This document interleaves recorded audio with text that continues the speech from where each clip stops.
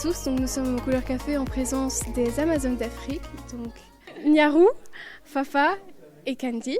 D'où vous est venue l'idée de vous appeler justement les Amazones d'Afrique? Les Amazones d'Afrique, donc ça vient de l'armée du royaume de Béhanzin, le roi Béhanzin, qui était le royaume du Bénin.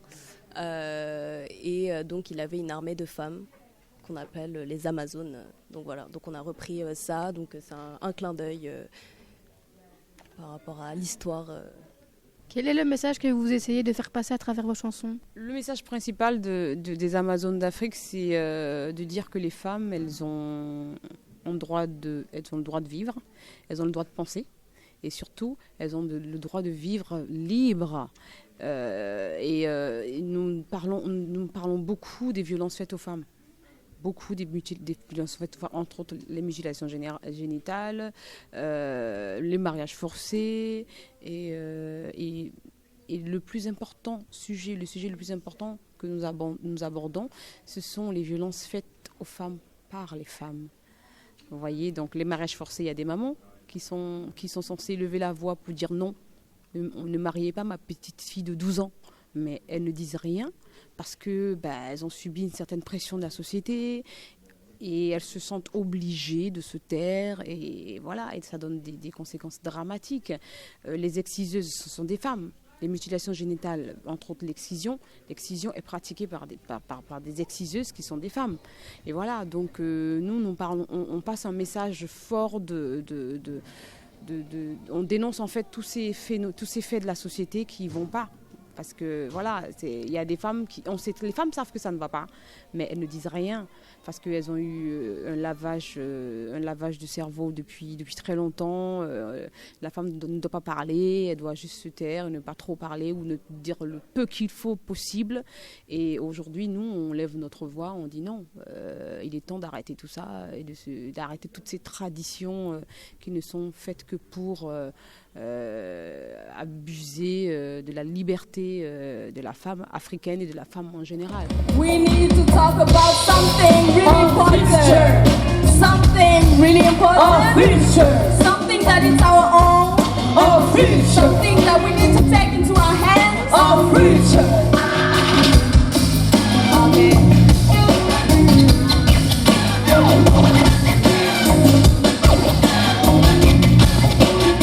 Pouvez-vous nous traduire une de vos phrases en français de vos chansons, s'il vous plaît?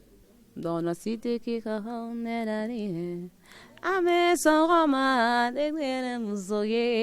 laissez-moi vivre ma vie, je suis une femme libre, j'ai le droit de vivre libre, j'ai le droit de dire ce que je pense. Dans cette chanson, ils disent personne ne doit diriger ma vie en fait. C'est moi qui prends les rênes de ma vie pour diriger comme je l'entends, écrire mon propre histoire. En fait, Amazon a envie de dire à toutes les femmes qui sont tous des Amazones, il suffit juste de se lever et dire ça y est, c'est moi qui vais écrire mon histoire quoi. Voilà, partir et raconter ça au monde. Malgré tout ce que vous venez de nous citer comme droits de la femme qui ne sont pas respectés, est-ce que vous voyez quand même une évolution positive actuellement ou est-ce que vous sentez que votre message est reçu et que ça amène à quelque chose de positif? Oui, on sent que le message est reçu puisqu'il y a déjà eu un premier disque qui a eu beaucoup de succès. Et normalement, vous savez, le premier disque, il avait été fait à Bamako, au Mali. Et donc, il y avait quasiment que des chanteuses maliennes. Je ne sais pas si vous êtes au courant, le combat, il est parti vraiment de Bamako, du Mali. Et donc, il a eu tellement de succès que finalement, le deuxième disque, la productrice, elle s'est dit, mais en fait, le projet, il s'est monté tout seul, en fait. Vous savez, donc, il y a plein d'autres chanteuses d'autres pays, du Nigeria, du Bénin, du Burkina, du Ghana, de la Guinée, même des Américaines, enfin, des gens de tout bord, de partout, qui veulent participer parce que c'était important. Il y avait une question de la femme muette qui était sous-adjacente, en fait, qui était là. Personne ne parlait et il a suffi qu'il y ait les Amazones d'Afrique, en fait. Et puis là, on s'est dit, tiens, et les femmes se sont dit, tiens, il y a des femmes qui se lèvent pour parler, ça veut dire qu'on peut parler. Et donc, du coup, il y a rien de... La meilleure façon de passer un message en douceur, c'est par la musique. Un message très important, sensible, parce qu'on parle quand même de tradition, là. On parle de mutilation génitale, ça c'est de la tradition, entre guillemets. On parle de mariage forcé, c'est des soi-disant pratiques pratiques traditionnelles, vous voyez.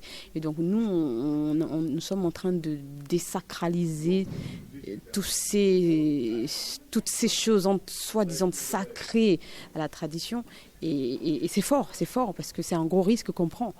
Et à partir du moment où nous on a commencé, il y a plein d'autres qui se sont dit, allez, solidarité féminine, on y va, on prend, tout le monde y va, et du coup, ça fait boum, quoi.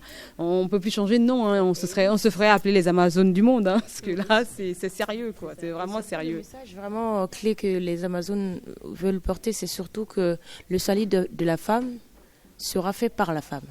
Si on veut que tout s'arrête, c'est à nous, les femmes, qui devront arrêter tout ce qu'il y a comme mutinerie, pour nous-mêmes en fait. Donc c'est nous qui allons nous sauver nous-mêmes. Donc c'est pour ça qu'on a fait appel à toutes les femmes pour justement se donner la main parce que c'est ensemble qu'on va y arriver.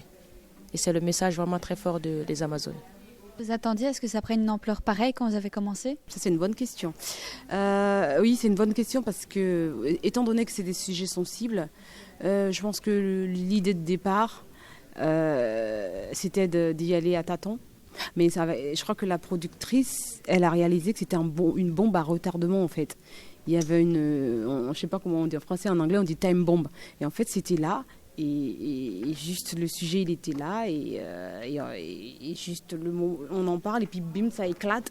Et en fait, je crois que ça c'est le genre de choses qu'elle n'avait pas prévu à l'avance. Oui, ça aurait marché, c'est sûr, mais pas aussi vite, aussi rapidement, sur tous les continents, tout de suite. C'est impressionnant, et en même temps, ça veut dire beaucoup. Ça veut dire que les femmes, elles ont des choses à dire, et qu'il suffit juste de leur donner la possibilité, l'opportunité de s'exprimer, et on entendra avec des masses. Il y a tellement de choses à dire, on ne peut pas tout dire là en une interview, en 2 minutes. La femme, elle a troublé, mais les femmes, même vous, dans vos maisons, partout il y a une femme, excusez-moi, si on ne lui laisse pas la liberté, il y a des problèmes. C'est ça en fait. Femme, quand je dis femme, je parle de petites filles, de jeunes filles, d'ados, je parle de tout le monde. Et je crois que quelque part, c'est parce que, excusez-moi s'il y a les hommes ici, hein, mais c'est parce que c'est aussi que les hommes, ils ont peur des femmes. Parce que la femme, elle a un pouvoir extraordinaire. C'est-à-dire qu'une femme, quand elle décide de faire quelque chose, il n'y a rien qui puisse l'arrêter. C'est-à-dire que si une femme décide aujourd'hui une jeune fille décide aujourd'hui d'avoir une mention d'excellence au bac, il n'y a aucune montagne qui va l'empêcher de l'avoir. Mais si pareil, elle décide de ne pas avoir le bac, elle ne l'aura pas. Il n'y a personne qui va l'en empêcher, si elle se décide.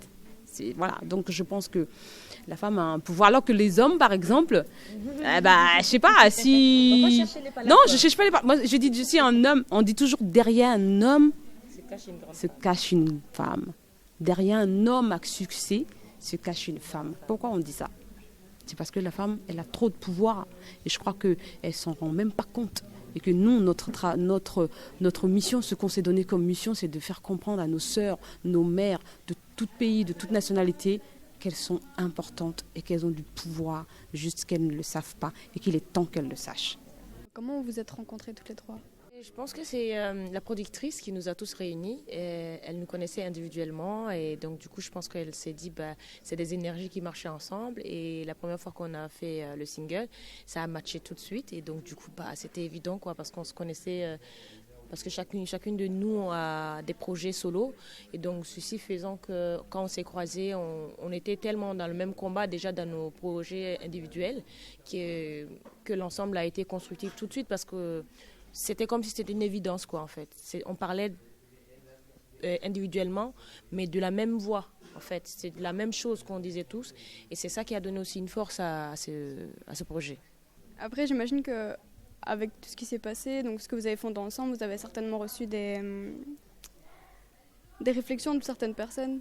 C'est des sujets quand même sensibles. Très très sensible, peut-être pas pour l'Europe mais pour l'Afrique. Une Africaine qui dénonce en fait des choses qui se passent, ça peut être très mal pris. Voilà, ça peut être très très mal pris, mais bon, c'est un engagement qu'on s'est donné nous, parce que si nous on le fait pas, ça va être compliqué qu'on puisse convaincre les autres. C'est parce que nous, dans notre vie même, on a pu installer cette liberté-là et cette aisance-là d'en parler. C'est pour ça qu'on arrive aussi à partager ça et à dire que les autres, si nous on a pu le faire, c'est que les autres peuvent le faire en fait. Je vous remercie pour avoir répondu à nos questions et d'avoir pris du temps pour nous. Voilà, je vous souhaite beaucoup de courage pour le reste de votre aventure. Super, bravo.